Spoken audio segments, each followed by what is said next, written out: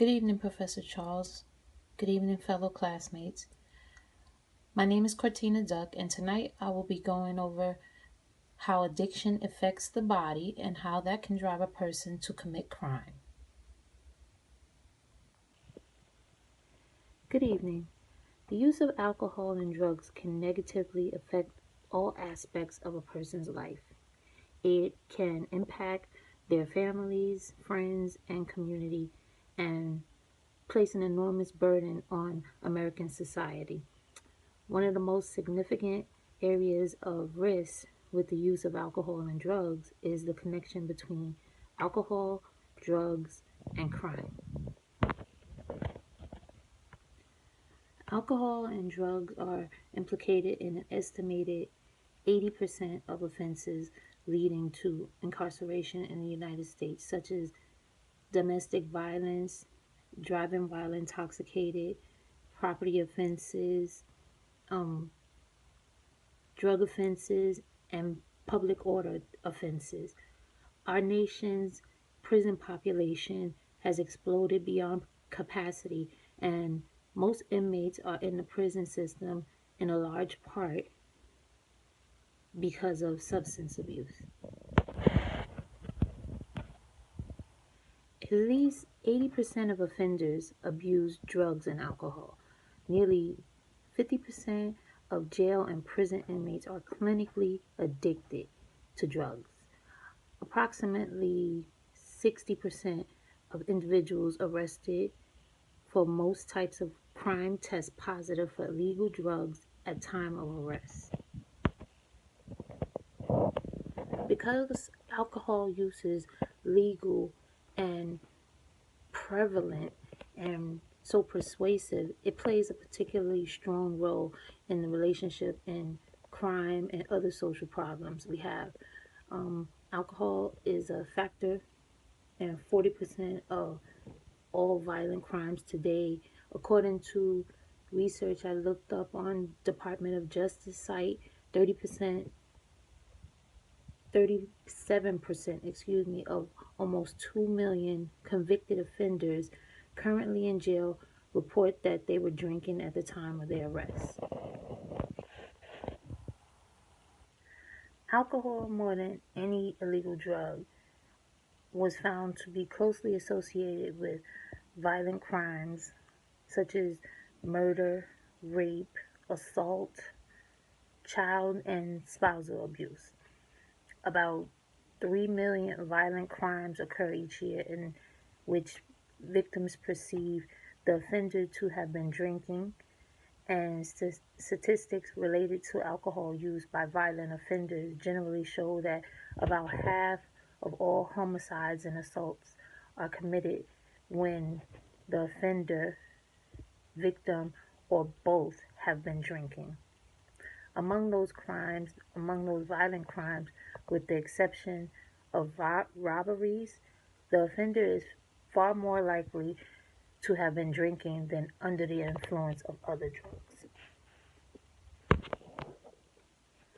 Alcohol is often a factor in violence where the attacker and the victim usually know each other, so much so that they've been intimate in the sense that it's one's current or former spouse, boyfriend or girlfriend, things of that nature.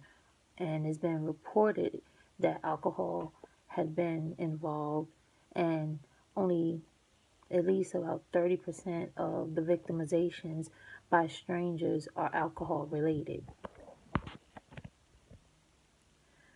The relationship between drugs and crime is so complex that you have to wonder, does drug use lead people into criminal activities, or whether those who use drugs are already predisposed to such activities? Many illegal drug users commit no other kinds of crimes, and many persons or people, who commit crimes never use illegal drugs. However, at the most intense levels of drug use, drugs and crimes are highly and directly correlated and serious drug use can amplify and perpetuate pre-existing crime activity. There are essentially three types of crime related to drugs. Use related crime.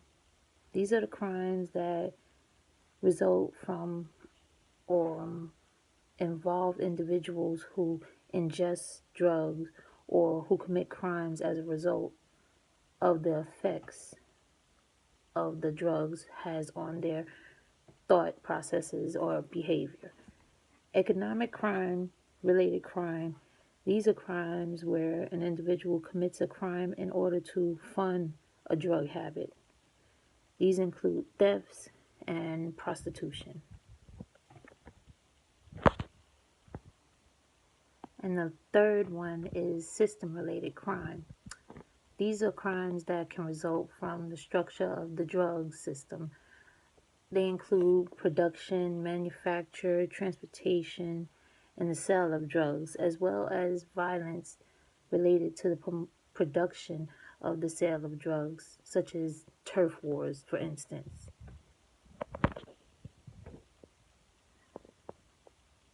So, drugs may include prescription drugs, medications, illegal street drugs, marijuana, and or alcohol. Some users seek out drugs for various different reasons, from anything to relax and unwind, while others are turning to them to expand their perceptions or give them energy. For many addicts, drugs are a way to relieve physical or emotional pain. Drug addiction rarely happens overnight. You may start out by doing little things, which, in my opinion, would happen to be marijuana, the gateway drug, if everyone knows about that. So,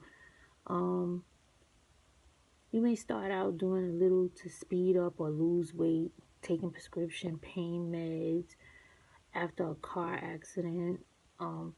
Before long, you may notice that you're spending more time thinking about how you're going to get the drugs, when you're going to take them, and how you're going to pay for them.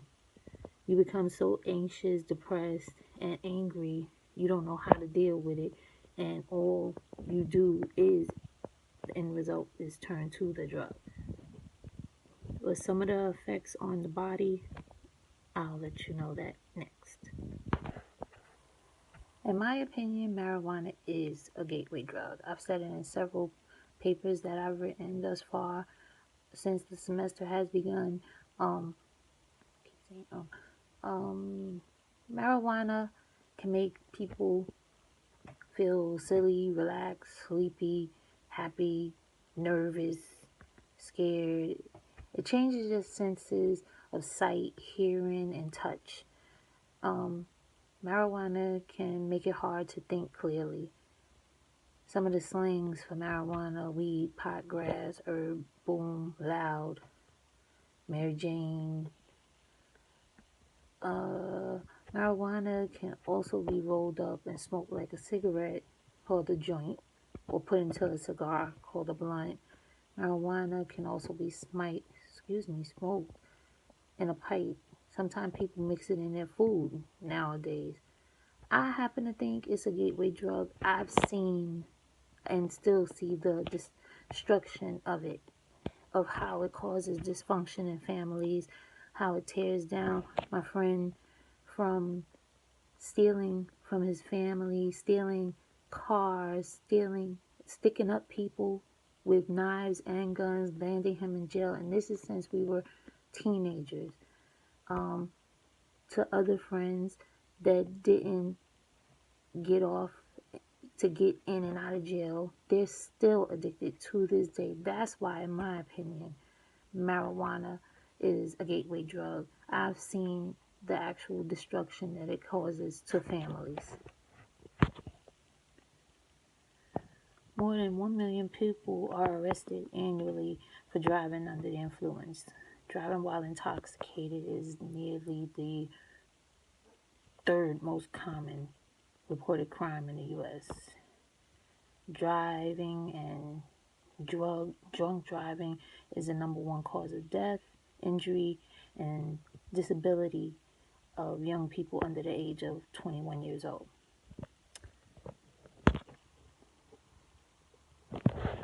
4 out of 5 children and teens arrested, and they sit in the juvenile justice system to this day under the influence of alcohol and drugs while committing their crimes, testing positive for drugs, and are arrested for committing an alcohol or drug offense, admit having substance abuse and addiction problems, or share some combination of the character.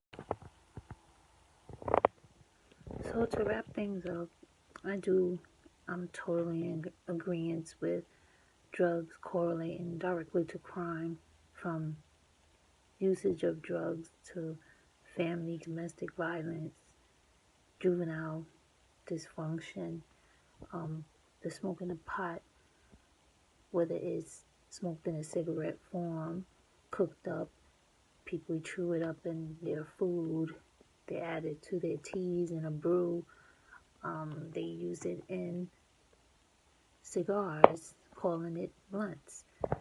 I think all of it correlates directly to drugs.